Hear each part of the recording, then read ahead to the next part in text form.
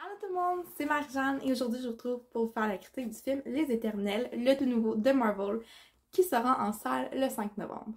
Donc, Les Éternels, c'est un groupe de héros qui a été mis sur la Terre pour la protéger, elle et ses êtres humains.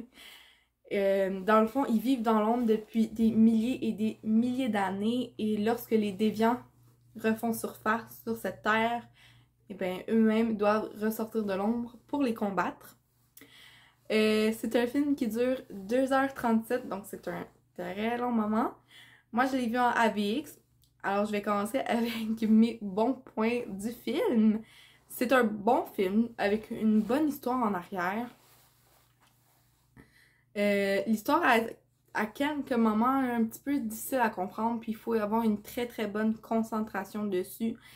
Si personnellement j'avais quitté la salle juste pour aller aux toilettes et que j'étais revenue, je me serais sentie perdue, je pense, jusqu'à la fin. Il y a quelques petits morceaux même que je n'ai pas compris au complet. Je vous dirais qu'il va falloir que je revoie le film pour le comprendre à 100%. Mais sinon, le fond de l'histoire est quand même assez intéressant et bon. Je vois les critiques en ce moment qui crachent pas mal sur le film, puis je comprends pas nécessairement pourquoi, parce que personnellement, j'ai passé un bon moment. Visuellement, c'est très très beau. Je pense que la AVX a encore mieux rendu le film.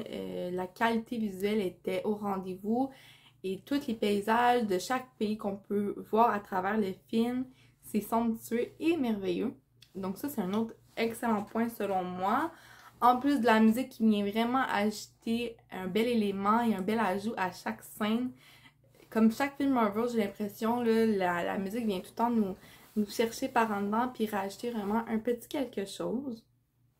Par contre, comme je pense plusieurs films, ben, il y a des mauvais côtés. Puis ici, j'ai l'impression qu'on parle beaucoup plus de ceux-ci que des bons, parce que je pense qu'on a l'habitude qu'avec les films Marvel, ça soit toujours intense, avec des grosses scènes d'action, puis que ça soit rapide. Et ce film-là, c'est vraiment pas ça. Si vous vous attendez à aller vous asseoir dans une salle puis avoir un film qui bouge constamment avec des grosses scènes de combat dans le style, peut-être pas de Endgame parce que rien n'est comparable à cela puisque c'était immense et grandiose, mais moi, j'aime comparer par exemple à un de mes préférés, là, c'est Le Soldat de l'hiver. Donc, si vous attendez à quelque chose comme ça avec beaucoup d'action, c'est pas ça. C'est un film avec beaucoup de blabla et de jasette et même des fois, peut-être pas nécessaire au film. Donc, ça rajoute beaucoup de temps. Je vous dirais qu'à un moment donné, là, je perdais ma concentration puis je me demandais si je quittais pas. C'est pas mon genre pourtant, là. Fait que c'est pour vous dire à quel point que je pouvais perdre justement ma concentration. En plus de ça, comme je l'ai mentionné un peu plus tôt, ben, il y a beaucoup de choses qui sont mal expliquées ou si c'est pas du tout expliqué. Et personnellement, j'ai trouvé qu'il y avait beaucoup trop de commentaires à l'univers de DC Comics. Certes, je peux comprendre qu'il y en a une qui ressemble à Flash puis l'autre à Superman, mais est-ce que c'est nécessaire d'en parler aussi souvent et aussi régulièrement à maintes et maintes reprises? Je pense pas que c'est nécessaire à l'histoire. Ça aurait pu être enlevé puis personne aurait dit quoi que ce soit à propos. Donc encore là, c'est une autre chose que j'ai trouvé inutile au film. Un autre bon point par contre, c'est comme je veux bien balancer les choses là, parce que personnellement, je veux pas juste critiquer le film, il a ses bons côtés aussi. J'ai vraiment aimé le fait qu'on ait des pouvoirs différents de ce qu'on avait déjà pu voir, puis que chaque personnage se complète dans l'équipe et aide tous et chacun et emmène quelque chose de différent à l'histoire. Donc que ça soit une qui puisse transformer toutes les êtres qui ne sont pas vivants en d'autres matières. Donc eau, bois, pétales, arbres et plein d'autres choses. Il y en a un qui peut contrôler les esprits. Est-ce qu'il va le faire d'une bonne façon, d'une mauvaise façon? Ça, c'est à vous de le découvrir. Un qui est super intelligent, puis avec la technologie, il est avancé dans le temps et peut construire des nouvelles technologies et des nouveaux objets très très utiles. Donc ça, j'ai adoré ça. Puis je pense que même si j'ai pas lu les bandes dessinées, j'ai pu comprendre chaque personnage, chaque pouvoir qu'ils avaient et à quoi ils servaient, puis qu'est-ce que ça pouvait leur apporter. Par contre, personnellement, c'est pas un film pour lequel j'aurais payé, ou si j'avais payé pour ce film, je vous avouerai que j'aurais été déçue de mettre un 12$ là-dedans. Euh, c'est pas mauvais, c'est pas mon préféré. Je vais peut-être le regarder pour mieux le comprendre, mais si j'ai le choix entre tous les films Marvel qu'ils ont, c'est pas vers lui que je vais me tourner personnellement. Et donc, c'est pour cette raison-là que je vous dirais que moi, j'irais pas le voir au cinéma. Oui, c'est bon, mais c'est pas nécessaire encore là d'être vu sur grand écran. Si vous le regardez chez vous, vous allez voir la beauté des paysages autant qu'au cinéma. Donc, ça, c'est pas mal pour ça.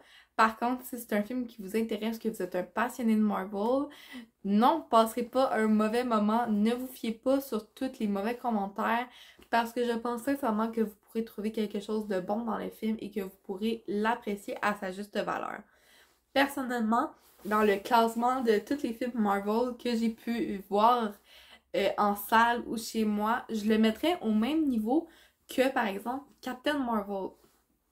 Captain Marvel, tout le monde a fait comme « Ok, c'est bon au film, wow ». Lui a apporté quelque chose à l'univers du MCU, mais on s'entend, c'est pas le plus wow, c'est pas le plus impressionnant, c'est pas le préféré, j'ai l'impression, de personne. Par contre, je mettrais Les Éternels au-dessus de Black Panther qui, personnellement, m'a énormément déçue. J'avais beaucoup plus d'attentes pour ce film-là et ça les a clairement pas atteints.